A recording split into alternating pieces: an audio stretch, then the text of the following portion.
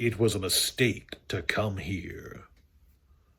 Hey kids, welcome back to the channel. I'm Uncle Frank and I hope that you are having a great day. Today's video is going to be a bit longer than usual because I am going to be covering all of the Bandai Namco TCGs in one go. And I'm going to be covering them individually, just one after the other. And there's a lot to say and there are a lot of games. In fact, I think there's at least 6 TCGs currently being produced by Bandai Namco. And that to me is absolutely insane, but I'll save that discussion for another time. Since this is already going to be a bit longer of a video, I'm just going to, just get started. Now, I wasn't intending to cover these in any specific order, but now that I think about it, it's probably best if I cover them in terms of oldest to newest, and just kind of organize my thoughts that way. So, I believe the oldest of the current games is Dragon Ball Super, and Dragon Ball Super Fusion or something like that. I know that it technically split off into a new name at one point, but nobody I ever talked to has had anything to say about the sort of rebrand, so I'm not going to cover that here. I have the least to say about Dragon Ball. When it first came out, it was very wildly popular around here. There were a few tournaments launching pretty regularly at local stores, and it seemed like it was doing good. However, it wasn't the first Dragon Ball TCG. There was an older one a very long time ago that I remember enjoying quite a bit. And I knew even when Dragon Ball Super was new that as a licensed game, it didn't have a whole lot of legs to stand on, even for Dragon Ball, which is, a very popular IP. Dragon Ball is huge. I mean, everybody I know who's into anime knows about Dragon Ball, and most people who know about Dragon Ball like it. So, you got a good recipe for a pretty popular card game there. However, no matter how popular the IP is, it seems like licensed TCGs are kind of doomed to not necessarily fail, but decline. And that's going to be a repeating story you hear throughout this video. About a year and a half after Dragon Ball Super came out, pretty much all tournament attendance in the area dropped to bare bones minimums, and all of my sales online, because I do buy and sell TCGs, all of my sales for the card game kind of ground to a halt. I actually can't remember the last time I sold a Dragon Ball Super card on TCG Player. I've got a few cards listed on there right now, but I legitimately can't remember the last time one sold. Now, Dragon Ball Super as a game has a decent premise with pretty decent core mechanics. It's a very straightforward kind of combat game, and you'll see that with most of the Bandai Namco TCGs. They're all kind of straightforward in terms of their combat. They're all easy to understand, which is really good. It just feels like Dragon Ball Super came out first, and therefore Dragon Ball Super had kind of the worst luck of the bunch, because as far as I can tell, it's kind of dead around here. I know that there's some tournaments that happen elsewhere, but in this area at least, and from my own experience, it's more or less just completely lost all popularity. So there's that. And where does that leave the Dragon Ball Super TCG? Well, I think of the current Bandai Namco lineup, it is the one that is most likely to be canceled in the near future. I don't have a lot to say. It does have some highly collectible cards. Dragon Ball is a very popular IP, and at its core, it's a good game, but I think that it's probably the weakest link of the bunch. Next up, we have the Digimon TCG, which is my personal favorite of the lineup. I really like the core mechanics. I like Digimon as an IP more than the rest of the licensed games, and I just really enjoy playing this game. It helps that it has Diaboromon, my favorite Digimon, in it, as early as the first set. Now, like a lot of the Bandai Namco TCGs, this one had a bit of a scarcity problem at the very beginning, but while boxes were hard to get a hold of,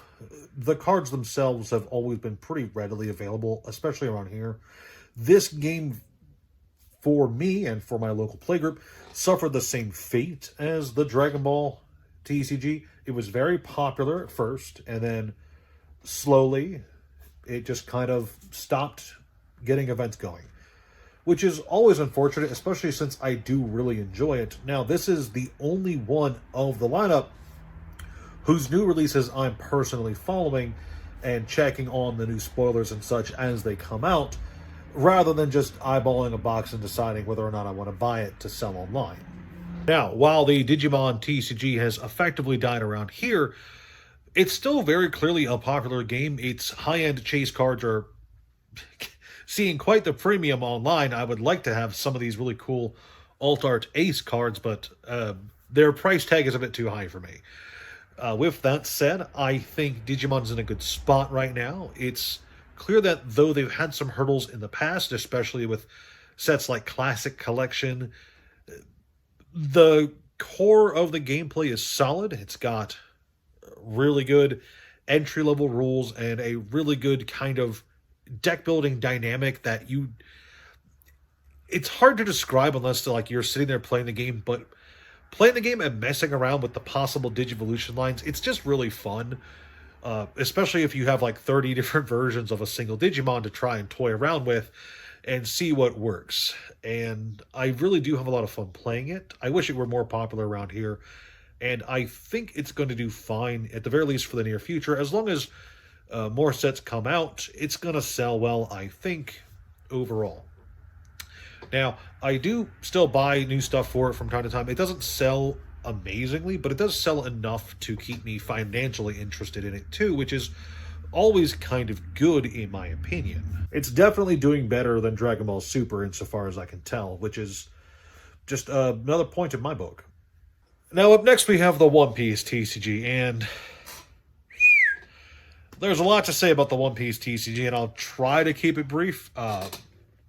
This is the most recent released licensed TCG from Bandai Namco, and One Piece is a juggernaut of a brand. It's one of the most popular anime manga of all time. It's got a huge following. It's really long, 1,000+ chapters, and it's got some of the most easily recognizable characters in fiction history, in part thanks to just how wacky all their designs really are.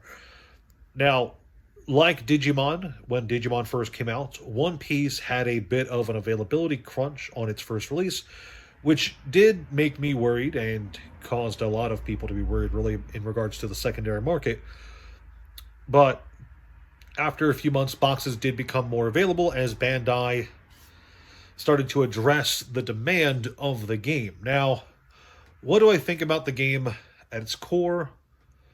Well, just like Digimon and just like Dragon Ball Super, it's a simple yet dynamic game with a very basic combat back and forth that still leaves a lot of room for player experimentation and has I don't want to say it has a high skill ceiling, but there's a lot of potential with the game, at least insofar as I've seen.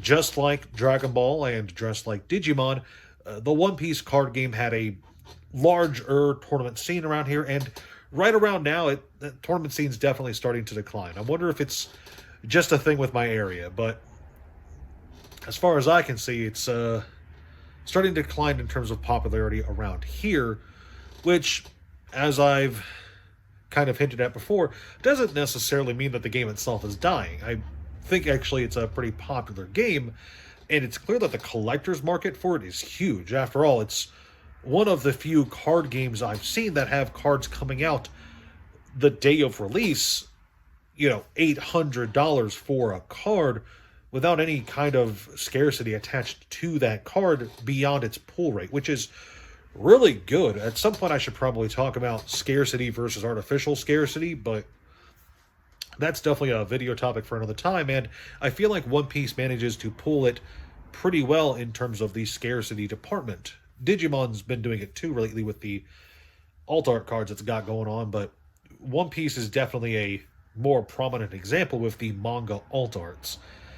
Now, One Piece is a huge IP, and it's still ongoing. The story's not done yet, as far as I'm aware, and it's also just very, very popular. So I feel like as long as Bandai is willing to print sets, it's probably going to have some buyers. I can't predict the future, but it feels like the One Piece card game of their licensed brands has the largest chance of sticking around for a long time.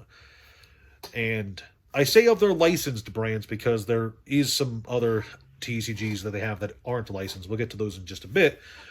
But One Piece is definitely the biggest juggernaut of their licensed IPs. Next up, we have Battle Spirits Saga, and this one is unique because unlike all the ones I've talked about so far, this one is its own game with its own setting, characters, lore, etc., which really does set it apart from the rest of the Bandai Namco lineup. It's also a bit more unique in terms of gameplay. Now, want to be clear with this one, I've only played maybe a dozen games of this, and I'm still not entirely sure of all the rules, but it seems fine. Not great, not bad, just okay. And when it comes to the world of TCGs, I feel like okay isn't good enough. After all, there's so many card games on the market right now, especially so many Bandai Namco card games, that if you don't have anything really amazing to set you apart and to really draw the attention of the collectors and players, you're going to see some serious declines in what player base you have over a very small amount of time. And I feel like it's going to happen with Battle Spirit Saga. I know that it has a different Japanese release. It's been out there longer, but over here in the States, I think it's going to dwindle. I'm betting against it, basically. I think it's going to dwindle very fast, and we're going to see a quick decline in market interest in it. That's my official prediction for it. I think it's just not going to do amazing over here. And if nothing else, just for the fact that it's not amazing, you know?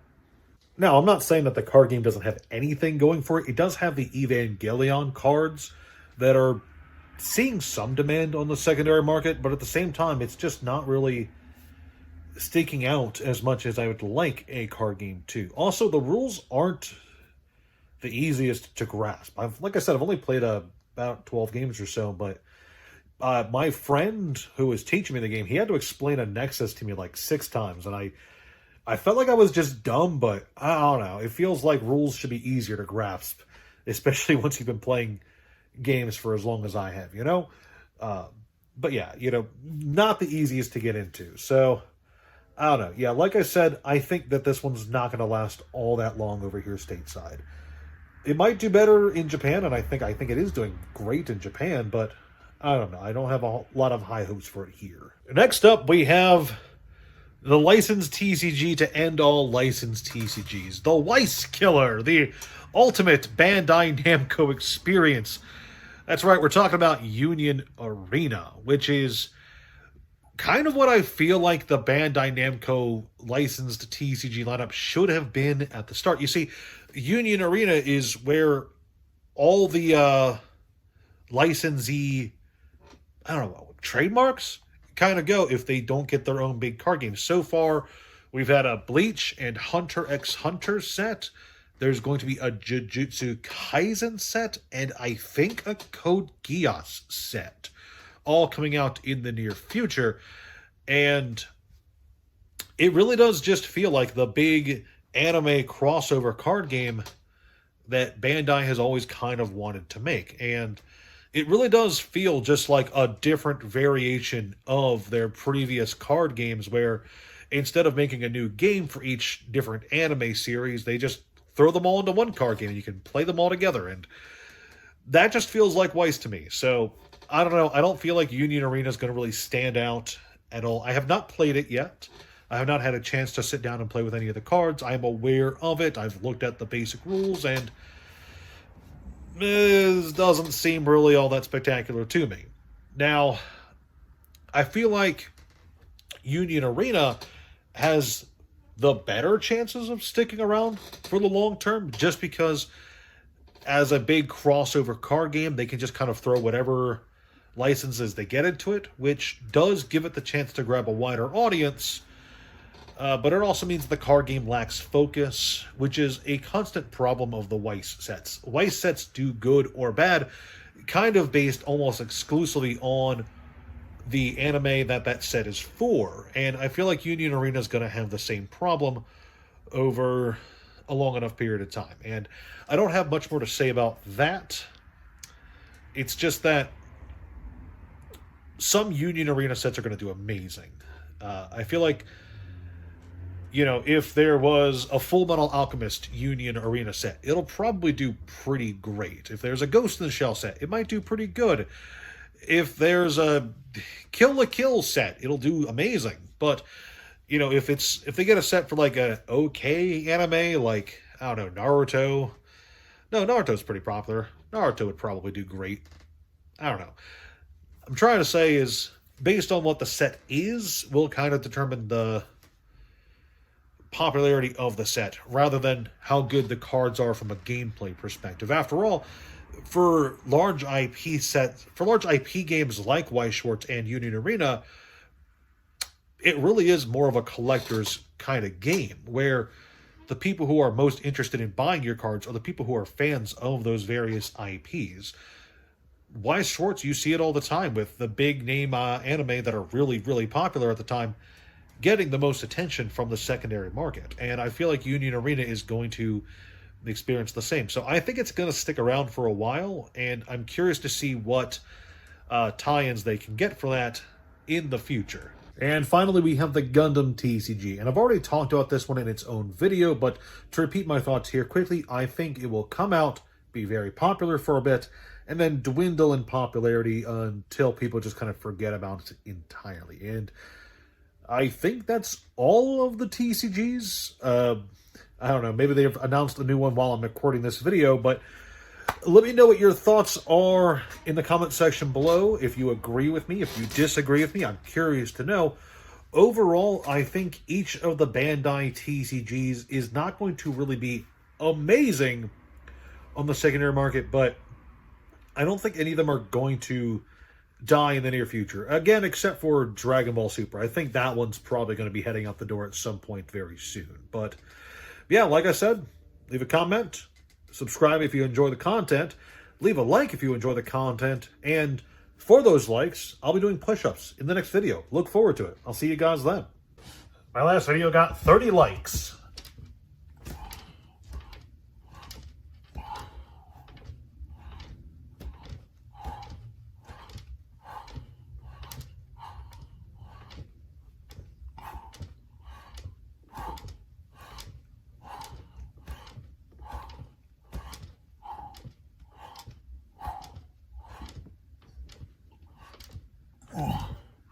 Whew.